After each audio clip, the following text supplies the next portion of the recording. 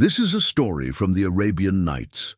Once upon a time, there was a fisherman named Ali who lived in a small coastal village nestled between the turquoise waters of the Arabian Sea and the rugged mountains of Mogadishu. Ali was a man of adventure, his spirit as untamed as the waves that crashed against the shore. Unlike his fellow villagers who toiled day and night mending nets or hauling in the day's catch, Ali's heart yearned for more than just the endless cycle of fishing. He had heard tales from weathered sailors about a hidden paradise, an island of untold beauty and tranquility. And so one starlit night, fueled by dreams of discovery and the promise of a better life, he set sail, bidding farewell to his old life and venturing into the vast unknown. Days turned into nights, and the tiny boat with its single sail became Ali's sanctuary as he navigated the endless expanse of the ocean. But the relentless sun and salty winds soon began to take their toll on both Ali and his provisions. As hunger gnawed at his belly and thirst parched his throat, his resolve started to waver. Doubts crept into his mind, whispering that his journey was futile, that his fate was to become another nameless face in the crowd of fishermen. Just when despair threatened to engulf him, a distant speck on the horizon rekindled hope. With renewed vigor, Ali adjusted his course, steering his boat towards this newfound landmark. As it grew larger, revealing itself to be a lush green island fringed by sandy beaches, relief washed over him. Finally land. But as he reached the shore, an eerie silence greeted him. The absence of birdsong or rustling leaves was unnerving. With a mixture of caution and curiosity, Ali decided to explore. What he found astonished and terrified him. The island was deserted, devoid of human life. Yet there were signs of recent habitation, huts made from palm wood, remnants of meals left to cool, and tools laid down as if their owners had vanished into thin air. Fear pricked at him, urging him to flee. But Ali, driven by an insatiable curiosity, pressed on. Deeper into the island's heart, the vegetation grew denser, forming a thick canopy overhead that muffled sounds and distorted the light filtering through. He came across a small clearing, and in its center stood a magnificent palace constructed from white marble. Its grandeur was humbling, its ornate carvings hinting at a bygone era of opulence. However, the sight that truly stole his breath away was inside the palace. In the throne room, ensconced on a raised dais, sat a woman of unparalleled beauty. Her flowing robes shimmered like stars, and a crown adorned with precious gems rested on her head. But it was her face that captivated Ali, for it held a haunting familiarity. Her eyes, pools of liquid gold, seemed to hold the secrets of the universe. Yet there was a deep sadness in their depths. It was as if centuries of sorrow had been etched into them. Ali stood transfixed, unable to tear his gaze away from the enthroned woman. As if sensing his presence, she slowly turned her head, and in that instant, time seemed to stop. Recognition dawned on Ali's face, and he gasped in astonishment, for he realized that this ethereal being was none other than the legendary Queen of Sheba, renowned for her wisdom and power. Her beauty, as described in ancient texts, was only matched by her strategic prowess. But how could she be here, alive and seemingly trapped in this desolate place? Before Ali could summon his voice, the queen rose from her throne, her movements as graceful as a desert flower swaying in the wind. She glided down the steps and approached him, her eyes never leaving his. A single word escaped Ali's lips. "You." The queen smiled, a sad, wistful curve of her lips that did little to hide the melancholy in her eyes. "Yes, it is I," she said, her voice like the tinkling of distant bells. "The Queen of Sheba, once ruler of a great kingdom." She explained to Ali that she was not merely a queen, but a guardian, bound to the island by an ancient pact. Centuries ago, she had made a deal with elemental beings known as jinns, granting her powers beyond measure in exchange for her service. But the jinn, ever capricious, had also cursed her to eternal solitude, ensuring she would never know peace. Ali, moved by her plight, vowed to help break the curse.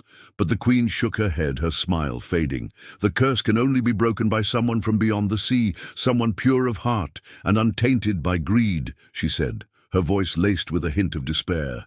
Yet here you are, a mere mortal fisherman who stumbled upon this forgotten realm.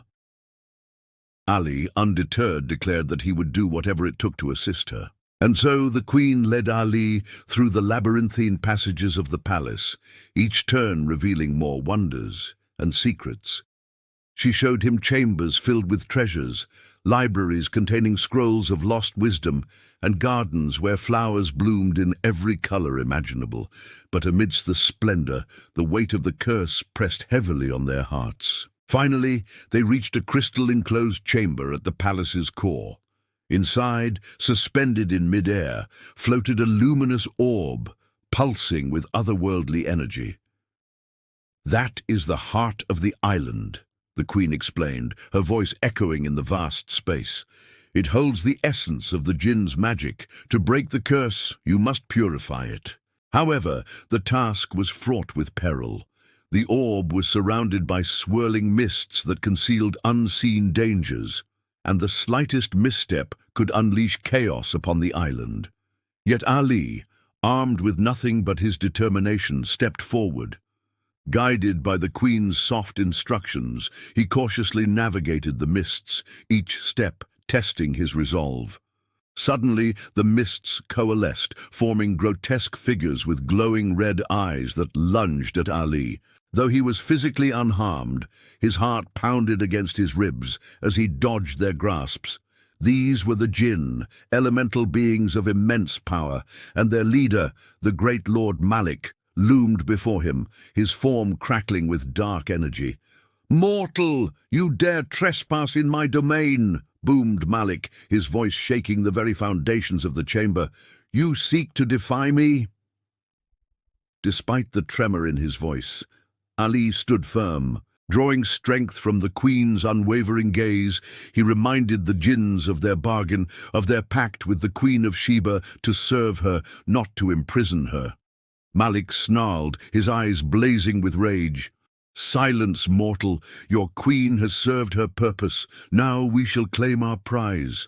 As Malik prepared to strike the final blow, a surge of power erupted from the heart of the island, forcing the jinns back. With a cry of triumph, Ali lunged forward, reaching the orb.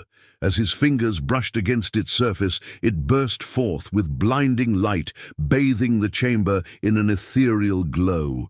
The orb, now purified, released a wave of energy that shattered the mists, revealing the true form of the jinns. No longer terrifying monsters, but small, ethereal beings with gossamer wings. Overcome with gratitude, the jinns bowed before Ali, acknowledging his bravery and purity of heart. And with that, the curse was lifted.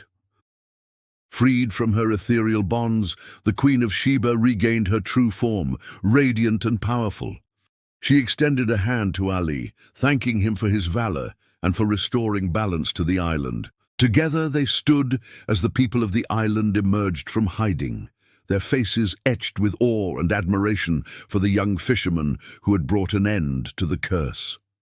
As the sun dipped below the horizon, casting the sky in hues of orange and purple, the villagers celebrated. Music filled the air, laughter echoed through the streets, and bonfires crackled merrily, casting dancing shadows on the surrounding walls. Amidst the merriment, Ali felt a gentle tug on his sleeve. Turning, he saw the former Queen of Sheba, her eyes shining with gratitude. "You have brought happiness back to my people," she said, her voice ringing with sincerity. "How can I ever repay you?" Before Ali could reply, the islanders pressed forward, their faces aglow with excitement. "Stay with us," they exclaimed, their voices a chorus of welcome. "Be our guest, our hero." Overwhelmed by the warmth of their hospitality, Ali's initial hesitation melted away. And so he stayed, basking in the joy of the celebration. He danced with the villagers under the starlight, sharing stories of his adventures beyond the sea. As the night deepened, the cheers subsided and the festivities wound down, leaving behind an echo of music and laughter. When the moon climbed high in the inky canvas of the night sky, Ali found himself alone on the beach. The rhythmic crash of the waves was his only company.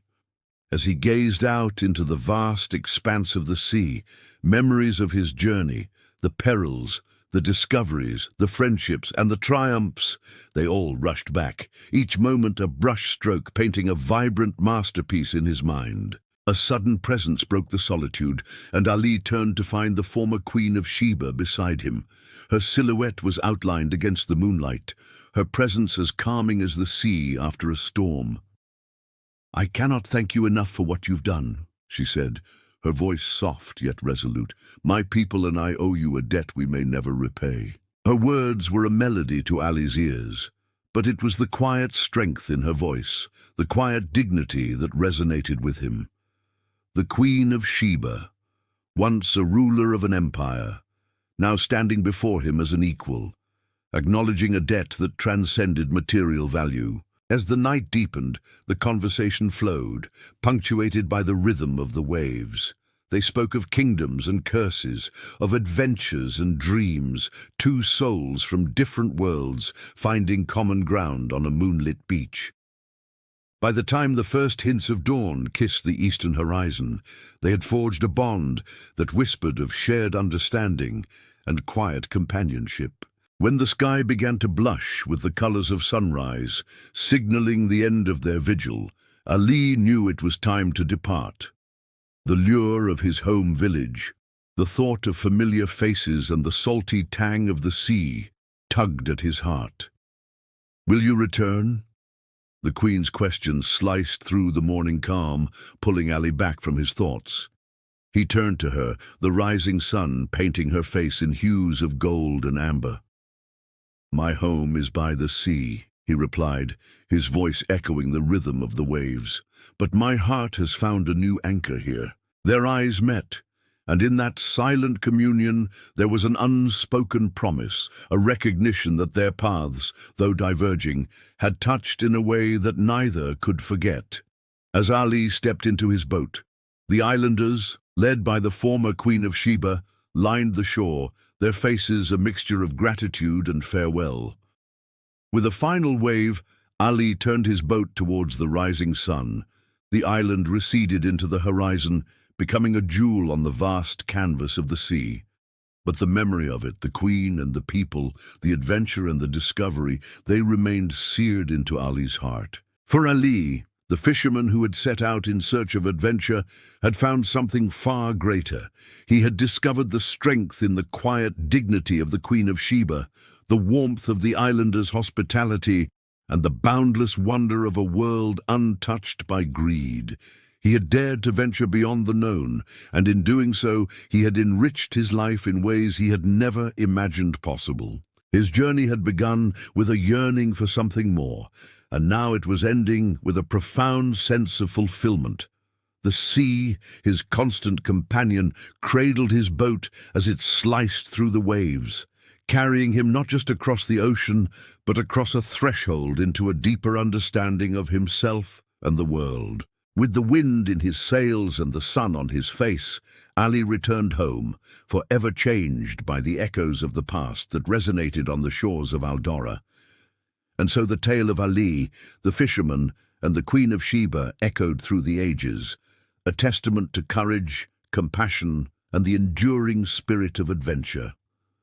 For those who listen closely, the sea whispers their story, reminding us that even the most ordinary of us can achieve extraordinary things.